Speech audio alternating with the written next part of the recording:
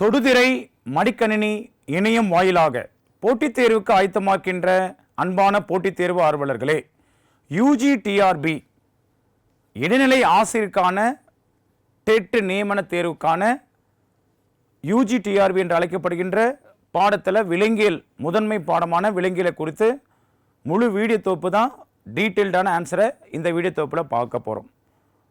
அன்பான போட்டித் தேர்வு ஆர்வலர்களே, Tamil Nadu eligibility test teacher recruitment, அதாவது Tamil Nadu teacher eligibility test paper 1, அதைத் தொடர்ந்து பேப்பர் 2. பேப்பர் 2ல் முதன்மை தேர்வானது எழுதி பாஸ் ஆனவங்களுக்கான நியமன தேர்வுக்கு UGTRBயில் குறிப்பாக அவர்கள் படித்த யூஜியில் படித்த முக்கிய பாடங்களை, குறிப்பாக சயின்ஸ் பாடத்துக்கு அறிவியல் ஆசிரியர்களுக்கு அவர்கள் படித்த மேஜர் அறிவியல் பாடங்களையும், வரலாறு பாடங்கள் ஆர்ட்ஸ் படித்த வாத்தியர்களுக்கு ஆர்ட்ஸ் பாடத்தையும் முதன்மை பாடமாக கொண்டு UGTRB நியமன தேர்வு நடத்தப்படுகிறது.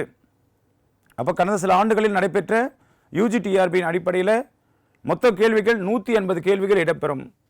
180 கொஸ்டின், 180 கொஸ்டின், 180 கேள்விகள் இடம்பெறும். அந்த 180 கேள்விகளில் விலங்கியல் மட்டும் 150 கேள்வி, தமிழ் எலிஜிபிலிட்டி டெஸ்ட் 30 கேள்வி. அப்போ மொத்தம் 180 கேள்விக்கான முழு பாடத்தொகுப்பு முதன்மை பாடமான விலங்கியலை பற்றி பார்க்க போகிறோம். மொத்தம் அதில் 10 யூனிட் இருக்கும். 10 யூனிட்டு. இந்த 10 யூனிட்டையும் டீட்டெயிலாக பார்க்க போகிறோம். அதில் முதல் யூனிட்டு முதுகு நாணற்றவை. அப்போ இந்த முதுகு நாணற்றவையில் என்னென்னலாம் இருக்குன்னா, வகைப்பாட்டியலின் கொள்கைகள், டாக்ஸானமி, வகைப்பாட்டியலின் கொள்கைகள், இருசொற் பெயரிடுதல், பெயரிடுதலுக்கான அடிப்படை விதிகள், விலங்குலக வகைப்பாடு, அந்த விலங்குலக வகைப்பாடின் பொதுவான பண்புகள் மற்றும் புரோட்டோசோவா முதல் எக்கினோடெர்மேட்டா வரையிலான வகைப்பாடு. அதில் புரோட்டோசோவா வகை பற்றிய ஆய்வு, பாரசியம் மற்றும் பிளாஸ்மோடியம், பாரசியம் பிளாஸ்மோடியம் ஒட்டுண்ணி, புரோட்டோசோவாக்கன், புரோட்டோசோவான்களை குறிப்பாக எண்டமிபா, ட்ரைப்பனோசோமா மற்றும் லிஷ்மேனியா. அது இல்லாமல் துளை இடைகள், லீகோசொலனியா, எலும்புக்கூடு மற்றும் கடற்பாசிகளின் கால்வாய் அமைப்பு, குழியிடல்கள் வகை பற்றிய ஆய்வு, ஒபிலியா மற்றும் ஆரிலியா, பவளம் மற்றும் பவளப்பாறைகள், பல்லுறுப்பு அமைப்பு, பொருளாதார முக்கியத்துவம், அதைத் தொடர்ந்து தட்டை புழுக்கள் வகை பற்றிய ஆய்வு, குறிப்பாக பேசிலோலா கல்லீரல் புழு மற்றும் பீனியா நாடா புழு, கல்லீரல் புழு, நாடா புழு பொது தலைப்பு, ஈவன் ஒட்டுண்ணி தகவமைப்புகள், உருளை புழுக்கள் வகை பற்றிய ஆய்வு, அஸ்காரிஸ் உருளை புழுக்கள், அதனுடைய ஒட்டுண்ணிகள் மற்றும் நோய்கள், என்ட்ரோபிளாஸ் வெர்மிகுலாரிஸ், ஆன்கைலோயோஸ்டோமா டியோனசாஸ் மற்றும் உச்சிமில்லா பான்கிராப்டி, தட் மீன் ஃபைலேரியாசிஸ், யானைக்கால் நோய் என்று அழைக்கப்படுகின்ற உச்சிரிக்கியா பிரான்கிராப்டி, அனலிடா வலை தசைப்புழுக்கள் வகை பற்றிய ஆய்வு, மண்புழு மற்றும் இருடோனோசினியா, அட்டைப்புழு பொதுவான தலைப்பு, கண்டமாக்கம், டிராகோபன் லென்வா மற்றும் அதன் முக்கியத்துவம், மண்புழு வளர்ப்பு, நெப்ரிடிமா அதனுடைய பொருளாதார முக்கியத்துவம், கணுக்காலிகள், தட் மீன் ஆத்ரோபோடா வகை பற்றிய ஆய்வு, ஃபினோஃபஸ் பொதுவான தலைப்பு, பெரிபெல்லடன் தொடர்புகள், கிரேட்டேஷியன் லென்வா மற்றும் முக்கியத்துவம், பூச்சிகளின் சமூக வாழ்க்கை, அதாவது மொலாஸ்கா மெல்லுடைகள் பற்றிய, ஃபைலா மற்றும் லாமெடினாஸின் பொதுவான தலைப்புகள், மொலாஸ்காவின் பாதம் அதனுடைய பொருளாதார முக்கியத்துவம், முட்தோலிகள் அதனுடைய வகை மற்றும் ஆய்வு, ஆஸ்டியஸ் பொதுவான தலைப்பு, எக்கினோடெர்ம் லென்வா மற்றும் அதன் முக்கியத்துவம், முட்தோல்களின் நீர் வாஸ்குலார் அமைப்பு போன்ற அனைத்து தலைப்புகளை உள்ளடக்கியதான் முதலாவது யூனிட்டான முதுகு நாணற்றவை. அப்போ அந்த முதுகு நாணற்றவைன்னு பார்க்கறதுக்கு முன்னாடி ஃபர்ஸ்ட் நம்மளுக்கு கொடுக்கப்பட்ட தலைப்பு முதுகு நாணற்றவை. அந்த முதுகு நாணற்றவையில் வகைப்பாட்டியலை குறித்து நம்ம பார்க்க போகிறோம். அப்போ வகைப்பாட்டியல்னா உயிரிகளில் தற்காலத்திய வகைப்பாட்டு முறைகள், உயிர்களின் தற்காலத்திய வகைப்பாட்டு முறைகளில் 1753 வெளியான கார்லஸ் லின்னேயஸின் சிஸ்டமா நூலில் தான் முதல் பகுதியின் மூலமாக தோன்றுகிறது. அப்போ கார்ல் லின்னேயஸின் 1753 சிஸ்டமா நூலில் தான் முதல் பகுதியின் மூலமாக தான் இந்த உயிர்களில் தற்காலிக வகைப்பாட்டு முறைகள் தோன்றுகின்றன.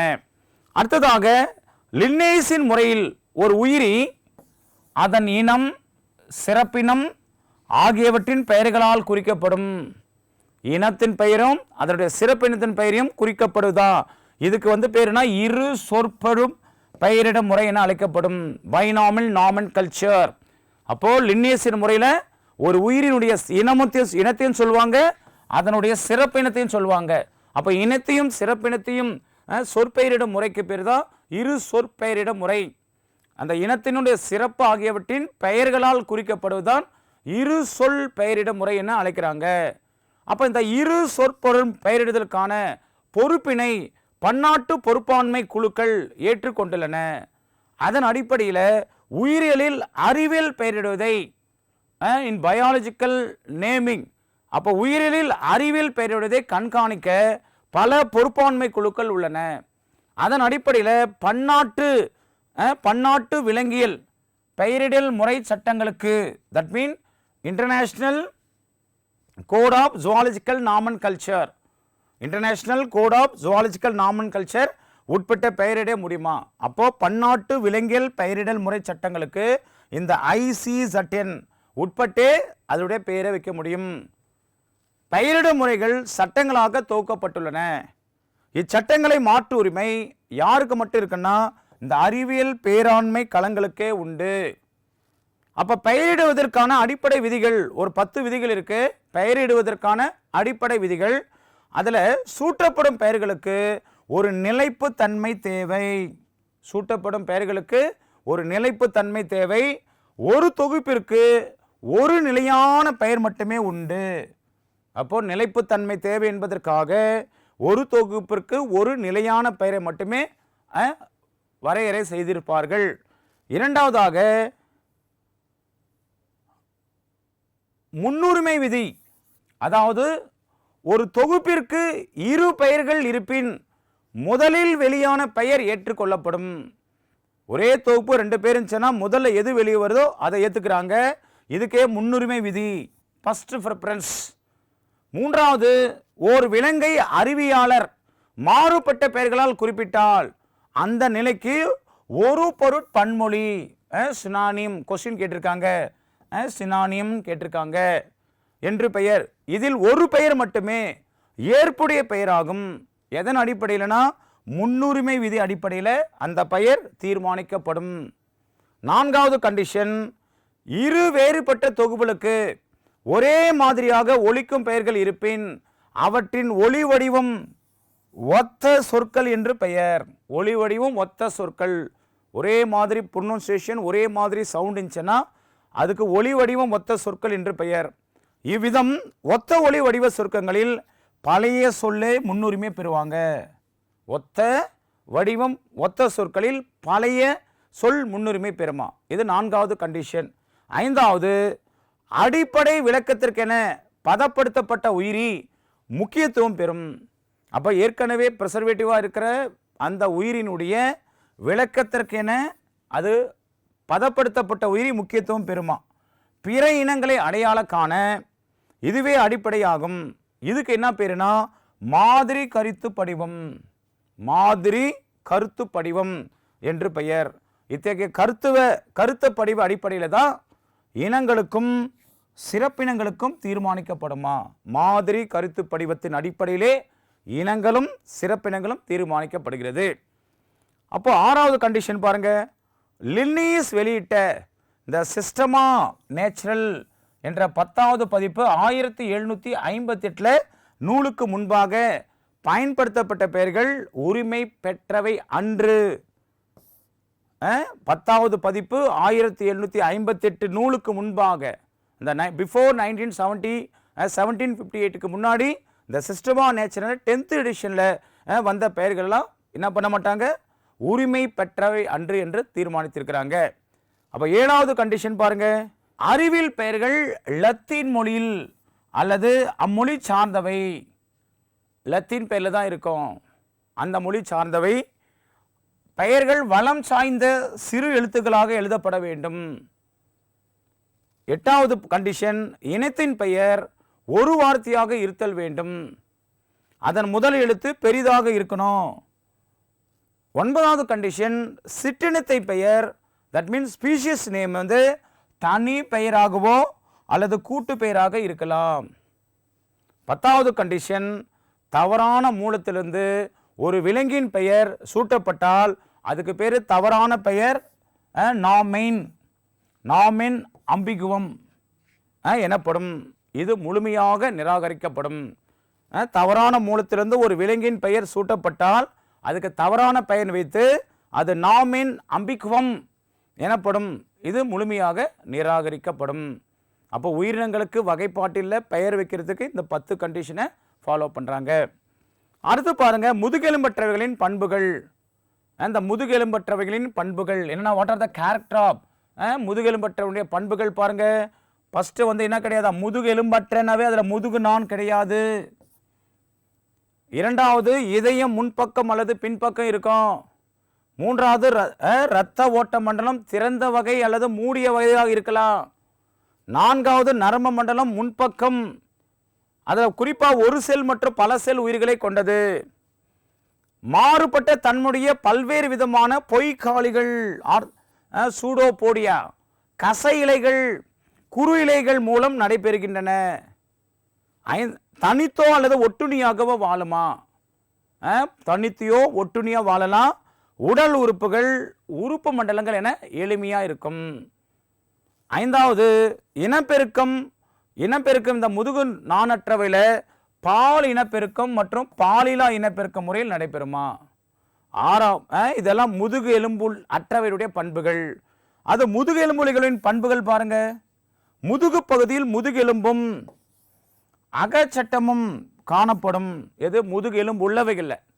மேற்கனவே பார்த்தது முதுகெலும்பு அற்றவையில்.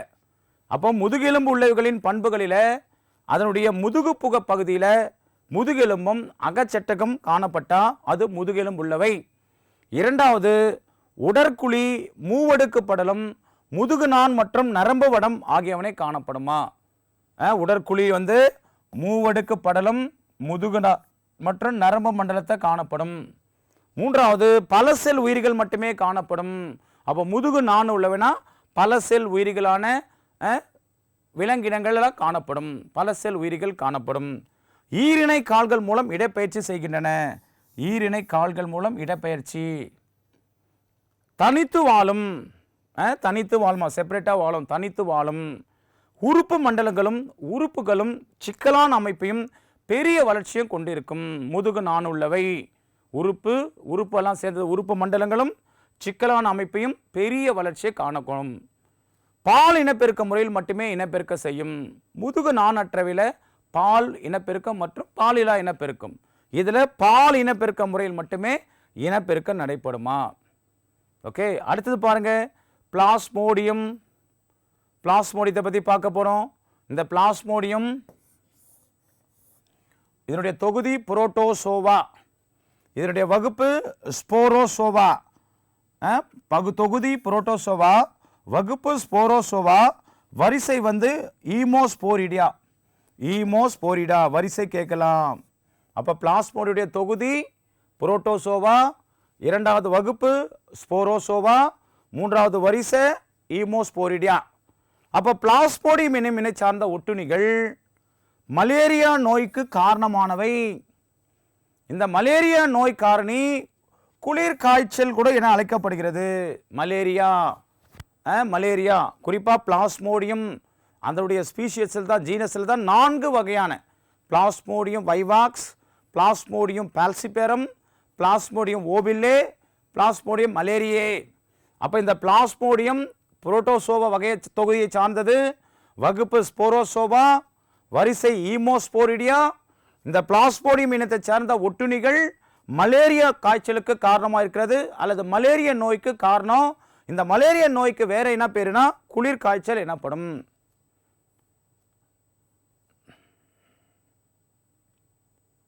இந்த பிரான்ஸ் நாட்டின் சார்லஸ் லாவரன் என்பவர் மலேரியா நோயுடையவர்களின் இரத்தத்தில் பிளாஸ்மோடியம் உயிர்களை முதலில் 1880 கண்டாரு.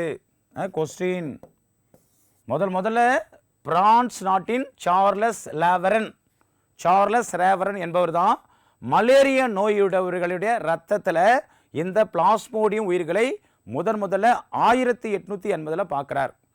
இந்த பிளாஸ்மோடியத்தின் நோய் உண்டாகும் தன்மை, அதனுடைய பரவல் முறையை ஆகியவற்றை சர் ரொனால்டு ரோஸ் இவர் தான் 1898 விளக்குறாரு.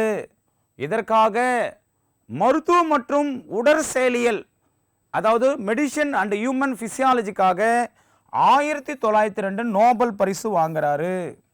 இது கேள்வி கேட்டிருக்காங்க. டாக்டர் ரொனால்டு ரோஸ் அவர் ஒரு இந்திய வம்சாவளியை சார்ந்தவர்.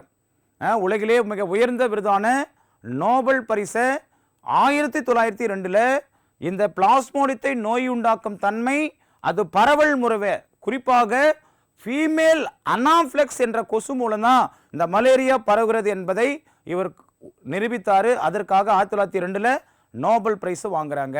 அப்போ முதல்ல பிரான்ஸ் நாட்டின் சார்லஸ் ரெவரன் என்பவர் தான் மலேரியா நோயுடையவர்களின் ரத்தத்தில் பிளாஸ்மோடியம் உயிர்களை முதல்ல 1880 பார்க்குறாரு. பிளாஸ்மோடியத்தின் நோயுண்டாக்கும் தன்மையை, அதனுடைய பரவலை முறை ஆகியவற்றை சர் ரொனால்டு ரோஸ் 1898 விளக்குறாரு. இதற்காக அவருக்கு 1902 உலகில் மிகப்பெரிய விருதான நோபல் பரிசு வழங்குறாங்க. அடுத்தது பிளாஸ்மோடியங்களுக்கும் அனாப்ளஸ் கொசு, இது பெண் அனாப்ளஸ் கொசு இடையே உள்ள தொடர்பினை 1890 கிராசி என்பவர் மிக துல்லியமாக விளக்குறாரு. அப்போ இந்த 3 நிகழ்வே ரொம்ப முக்கியம். குறிப்பாக பிளாஸ்மோடியம் இது மலேரியா காய்ச்சலை உண்டாக்கும். இந்த பிளாஸ்மோடியமுடைய தன்மை பரவலை பற்றி சொன்னவர் யாருன்னா ரொனால்டு ரோஸ். அதுக்காக 1902 நோபல் பிரைஸ். பிளாஸ்மோடியங்களுக்கும் அனாப்ளஸ் கொசுவுக்கும் இடையான தொடர்பினை 1890 கிராசி என்பவர் மிக துல்லியமாக விளக்குறாரு. அடுத்தது பாருங்க, பிளாஸ்மோடியம். இந்த பிளாஸ்மோடியம் ஒரு அகசெல் ஒட்டுண்ணி. இதன் வாழ்க்கை சுழற்சிக்கென ஒரு முதுகெலும்பியும் இரத்தம் உறிஞ்சும் கொசுகளுக்கு விருந்தோம்பிகளாகவும் தேவைப்படுகின்றன. அப்போ மனித உடலில் இது என்ன பண்ணனா ஸ்போரோசைட்டுகள் என்னும் நிலையில் நுழைகின்றன. ஸ்போரோசைட் என்ற நிலையில் மனிதன் உடலில் நுழைகிறது. அனாப்ளஸ் கொசுக்கள் இவற்றை மனிதர்களிடையே பரப்புகின்றன. குறிப்பாக ஃபீமேல், பெண் அனாப்ளக்ஸ் கொசுக்களிலே ஆண் கொசு, பெண் கொசு, அதில் பெண் அனாப்ளக்ஸ் கொசு தான் இவற்றை மனிதர்களிடையே பரப்புகின்றன. அப்போ வகைகள் பாருங்க, பிளாஸ்மோடியம் வைவாக்ஸ், ரெண்டாவது Plasmodium falciparum, Plasmodium vivax, Plasmodium falciparum, மூன்றாவது பிளாஸ்மோடியம் மலேரியே, நான்காவது பிளாஸ்மோடியம் ஓவில்லே. பிளாஸ்மோடியம் பால்சிபேரம் தான் இது டெட்லி டிசீஸ். பிளாஸ்மோடியம் பால்சிபேரம். அடுத்தது, இந்த பிளாஸ்மோடியத்தின் வாழ்க்கை சுழற்சியில் மனிதர்கள் இடைநிலை விருந்தோம்பிகள் ஆகுவாங்க. இன்டர்மீடியட் ஹோஸ்ட் யாருன்னா ஹியூமன், மனிதர்கள் தான் என்னவா இடைநிலை விருந்தோம்பிகள் ஆகுவாங்க. அதில் கொசுக்கள் நிலையான விருந்தோம்பிகள். 2 இடங்களிலும் பிளாஸ்மோடியத்தின் வாழ்க்கையில் வேறுபாடுகள் உண்டு. அப்போ மனிதர்கள் நிகழ சுழற்சிக்கு பேர் சைகோகனி. மனிதன்களிலே இந்த பிளாஸ்மோடியத்தின் வாழ்க்கை சுழற்சி ஏற்படுற நிகழ்வுக்கு என்னது சைசோகனி. அப்போ மனித உடலில் பிளாஸ்மோடியத்தின் வாழ்க்கை சுழற்சியில் புற சிவப்பணுக்கள் சுழற்சி, அக சிவப்பணு சுழற்சி என 2 நிலைகள் உண்டு. அந்த 2 நிலைகளில் புற சிவப்பு சுழற்சி எதெல்லாம் நடைபெறும்னா கல்லீரல்களிலும், புற கல்லீரல் லிவர்லையும், அக சிவப்பு சுழற்சி பிளட் செல் இரத்த சிவப்பணிலும் நடைபெறும். புற கல்லீரலும், அக சிவப்பு இரத்த சிவப்பணிலும் நடைபெறுமா. அப்போ புற சிவப்பணு சுழற்சி பாருங்க, கல்லீரல் எப்படி நடக்குது பாருங்க. இந்த சுழற்சி மனித கல்லீரல் செல்களினுள் முதல்ல பாலின இனப்பெருக்க முறையில் நிகழும். மனித கல்லீரல் செல்களினுள் அனாப்ளக்ஸ் கொசு அந்த அனாப்ளஸ் கொடி கொசு கடியினால் நமது உடலிலும் ஸ்போரோசைட்டுகள் நுழைகிறது. அப்போ அந்த பிளாஸ்மோடியத்தை பரப்புகின்ற அனாப்ளஸ் கொசு நம்மளை கடிப்பதினால் நம்ம உடம்புல அது ஸ்போரோசைட்டுகளாக நுழைகின்றன. இவை நமது இரத்த ஓட்டத்தில் சற்றேறக்குரிய நிமிடங்கள் சுற்றுகின்றன. பின் இவை கல்லீரல் உட்புறமுள்ள ரெட்டிகுலோ எண்டோத்திலியம் செல்களில் தங்குகின்றன. கல்லீரலில் உட்புறத்தில் உள்ள ரெட்டிகுலோ எண்டோத்திலியல் செல்களில் இந்த பிளாஸ்மோடியத்தை பரப்புகின்ற இந்த ஸ்போரோசைட்ஸ் தங்கிடுமா. கல்லீரல் இவை கிரிப்டோசோய்ட்டுகளை உருப்பெறுகின்றன. கிரிப்டோசோய்ட்டுகள் கல்லீரலில் போய் தங்கிட்டு இது கிரிப்டோசோய்ட்டுகளை உருப்பெருக்கின்றன. இவை அதிக அளவில் உணவை உட்கொண்டு அங்கே அது பெருசாகுமா. இந்நிலைக்கு கிரிப்டோசைனாய்டு என்று பெயர். அதனுடைய உருவங்களை பெரிதாக்குற நிலைக்கு பேர் கிரிப்டோசைசானிட் என்று அழைக்கிறாங்க. அடுத்து பாருங்க,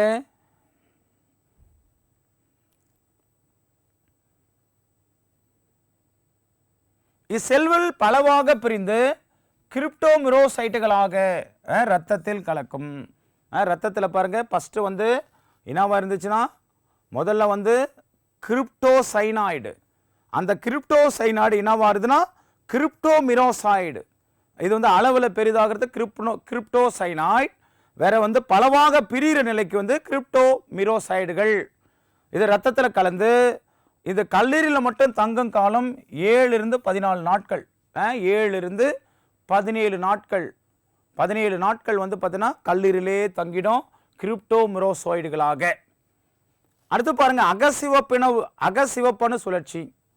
சிவப்பணுக்குள்ளே நுழையும் கிரிப்டோமிரோசைடுகள் அங்குள்ள பொருட்களை உணவாக உட்கொள்கிறது. பின் இவை அமீபா நிலனை பெறுகின்றன. அங்கே இருக்கிற உணவெல்லாம் சாப்பிட்டுக்கிட்டு அமீபா நிலனை பெறுகின்றன. இந்த நிலையில் இவை ட்ரோபோசைட்டுகள் எனப்படுகின்றன.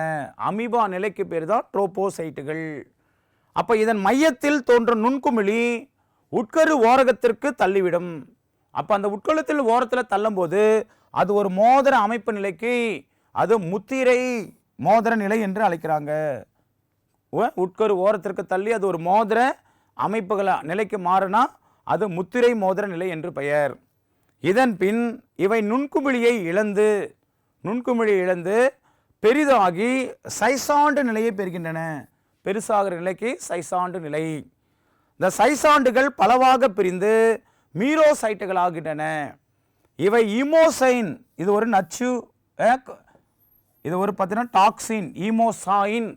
இந்த ஈமோசாயின் நச்சு காய்ச்சலுக்கு காரணமாகிறது.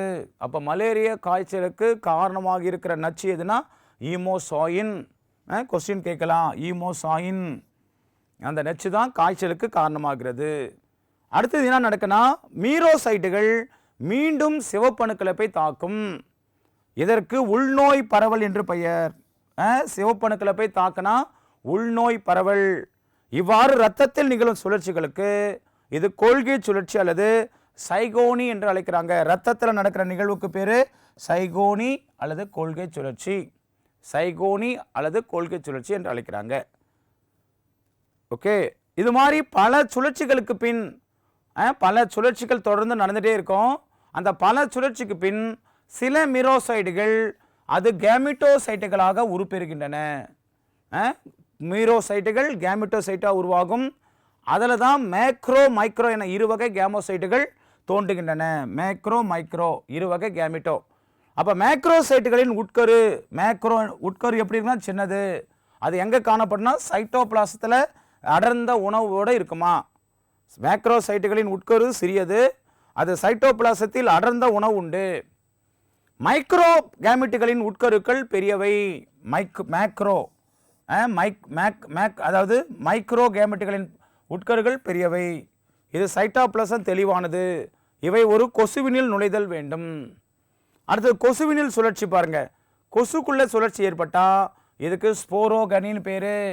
தட் மீன் அந்த ஃபீமேல் அனாப்ளக்ஸில் குறிப்பாக பெண் அனாப்ளக்ஸ் கொசுக்கள் பிளாஸ்மோடியங்களை பரப்புகின்றன. அதில் கேமெட்டோசைட்டுகள் பல மாறுதல்களை அடைந்து கேமெட்டுகள் எனும் இனப்பெருக்க செல்கள் ஆகின்றன.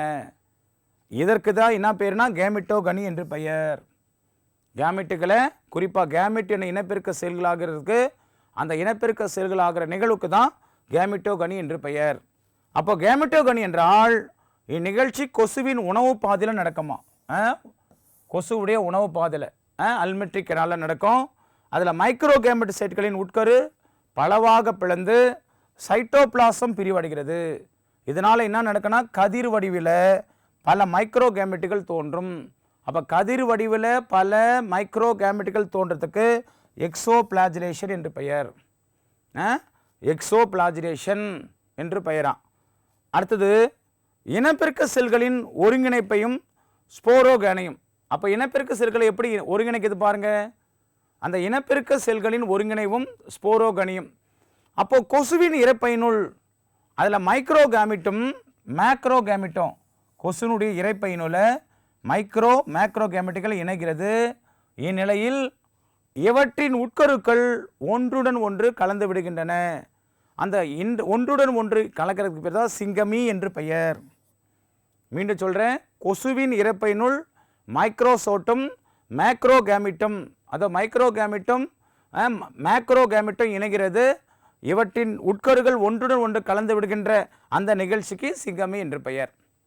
அப்போ இந்த நிகழ்ச்சியில் தோன்றும் இணைவு செல்லிற்கு கருமுட்டை அல்லது சைகோட் என்று பெயர். கருமுட்டை அல்லது சைகோட். அப்போ கருமுட்டை நகரும் தன்மையுடையது, மொபிலிட்டி நகரும் தன்மையுடையது. இதனை நகரும் கருமுட்டை எனலாம். அதே நேரத்தில் கருமுட்டை தன்னை சுற்றி ஒரு சிஸ்டை உருவாக்கும். கருமுட்டை தன்னை சுற்றி ஒரு சிஸ்ட் உரையை அமைக்கும். அந்த நிலையில தான் அந்த கருமுட்டையை ஊசீட்டுன்னு என்ன அலையலாம், ஒரு உரையை அமைக்கிறதுக்கு ஊசீட்.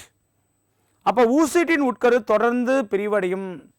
அந்த ஊசீட்டு ஒன்றுனா பிரிவடைஞ்சுனே இருக்கும்போது பல நுண்ணிய கதிர்வடிவ ஸ்போரோசோயிட்டுகளை தோன்றும். அப்போ இங்கே பாருங்கள், இந்த ஒரு 4 வகை பாருங்கள். இந்த 4 வகையில் பிளாஸ்மோடியத்தின் வகையில் பிளாஸ்மோடியம் வைவாக்ஸ். இதனால் ஏற்படும் காய்ச்சல் என்ன, வீரியம் குறைந்த காய்ச்சல். 3 நாட்களுக்கு 48 மணி நேரத்துக்கு ஒரு முறை இந்த காய்ச்சல் 3 நாட்களுக்கு 48 மணி நேரம் 48 மணி நேரத்துக்கு ஒரு முறை ஏற்படும் வீரியம் குறைந்த காய்ச்சல், பிளாஸ்மோடியம் வைவாக்ஸ். இரண்டாவது பிளாஸ்மோடியம் பால்சிபெரம். இது பார்த்தோன்னா மிகுந்த பாதிப்பை ஏற்படுத்தும். ஈவன் இது ரொம்ப ஃபேட்டல் கூட, இறப்பை கூட ஏற்படுத்திடும். பிளாஸ்மோடியம் பால்சிபெரம். இதுக்கு கருப்பு காய்ச்சல் கூட பேர், பிளாக் ஃபீவர், கருப்பு காய்ச்சல். மூன்றாவது பிளாஸ்மோடியம் மலேரியா. இது 4 நாட்களுக்கு ஒரு முறை ஏற்படும். 4 நாளுக்கு ஒரு முறை பிளாஸ்மோடியோவிலே 3வது நாளில் காய்ச்சல் தோன்றுமா. அப்போது பிளாஸ்மோடியம் வைவாக்ஸ், பிளாஸ்மோடியம் பால்சிபெரம். அப்போ எது பாதிப்பை அதிகம் ஏற்படுத்தினா மிகுந்த ஏற்படுத்துறது பிளாஸ்மோடியம் பால்சிபெரம். கருப்பு காய்ச்சல் என்று அழைக்கிறாங்க, ஃபேட்டல் டிசீஸு. பிளாஸ்மோடியம் மலேரியா 4 நாட்கு ஒரு முறை ஏற்படுமா. அடுத்தது பிளாஸ்மோடியம் ஓவிலே 3வது நாளிலே காய்ச்சலே தோற்றுவிக்கும். அடுத்து 2வது பாருங்கள், நாடாப்புழு. நாடாப்புழுடைய இதை பார்க்க போகிறோம். வகைப்பாட்டு நிலை, நாடாப்புழுடைய வகைப்பாட்டு நிலையில் இந்த நாடாப்புழு என்ன தொகுதினா பிளாட்டி எல்மந்தஸ். வகுப்பு செஸ்டோடா, வரிசை சைக்ளோபைலிடியா. தொகுதி பிளாஸ்டோ எல்மிந்தஸ், வகுப்பு செஸ்டோடா, வரிசை சைக்ளோபிலிடியா. இது டீனியா சோலியம். டீனியா சோலுனா நாடாப்புழு. அதனுடைய பரவல் பாருங்க. டீனியா சோலியமானது பன்றி இறைச்சியை சரியான முறையில் வேக வைக்காமல் உண்ணக்கூடியதால் உலகின் அனைத்து பகுதியிலும் சாதாரணமாக காணப்படுவதுதான் இந்த டீனியா சோலியமான நாடாப்புழு. பன்றி இறைச்சியை சரியான முறையில் வேக வைக்காமல் உண்ணக்கூடியதால் இந்த உலகின் அனைத்து பகுதியிலும் சாதாரணமாக காணப்படுவதுதான் இந்த டீனியா சோலியம். அப்போ இது ஒரு அக ஒட்டுண்ணி. அக ஒட்டுண்ணி வாழிடம் மனிதனின் சிறுகுடலில் காணப்படும். புறத்தோட்டம் டீனியா சோலியமானது நீண்ட தட்டையான ரிப்பன் போன்ற அமைப்புடையது. தட்டையாக இருக்கும், ரிப்பன் போன்ற அமைப்பான். இப்புழு 6 முதல் 10 அடி நீளம் உடையது. உடலானது தலை அல்லது ஸ்கோலக்ஸ், கழுத்து மற்றும் ஸ்ட்ரோபிலா என பிரிக்கப்படுகிறதா? உடலானது தலை, அந்த தலைக்கு வேறு பேர் ஸ்கோலக்ஸ், ரெண்டாவது கழுத்து மற்றும் ஸ்ட்ரோபிலா என 3ஆக பிரிக்கிறாங்க உடல். நாடாப்புழுவின் தலைப்பகுதி, அந்த நாடாப்புழுவின் உடலின் முன்முனையில் இந்த தலைப்பகுதிக்கு ஸ்கோலக்ஸ்ன்னு சொல்கிறோம் இல்லையா, அல்லது தலைப்பகுதி அமைந்துள்ளது. இது குண்டூசியின் தலையளவாக இருக்கும். குண்டு ஊசியின் தலையளவு தான் இதனுடைய தலைப்பகுதி ஸ்கோலக்ஸ். அடுத்தது ஸ்கோலக்ஸின் மேல் முனையில் வட்டமான சிறிதளவு புடைத்த ராஸ்டெல்லம் என்ற அமைப்பு இருக்கும். ராஸ்டெல்லம். ராஸ்டெல்லத்தின் கீழ்ப்பகுதியில் இரு சுற்றாக நுண்ணிய கைட்டின் என்ற பொருளால் வளைந்த கொக்கிகள் காணப்படும். வளைந்த கொக்கிகள் காணப்படுமா? கைட்டின் என்ற பொருளான வளைந்த கொக்கிகள். அப்போ உள்வரிசையில் பெரிய கொக்கிகளும் வெளிவரிசையில் சிறிய கொக்கிகளும் அமைந்துள்ளன. அப்போ ஸ்கோலக்ஸின் 4 பக்கங்களிலும் கோப்பை போன்ற உறிஞ்சுகள் காணப்படுகிறது. இதனுடைய தொடர்ச்சியை நாம் மீண்டும் அடுத்த ஒரு எபிசோடில் தொடர்ந்து பார்ப்போம். தேங்க்யூ.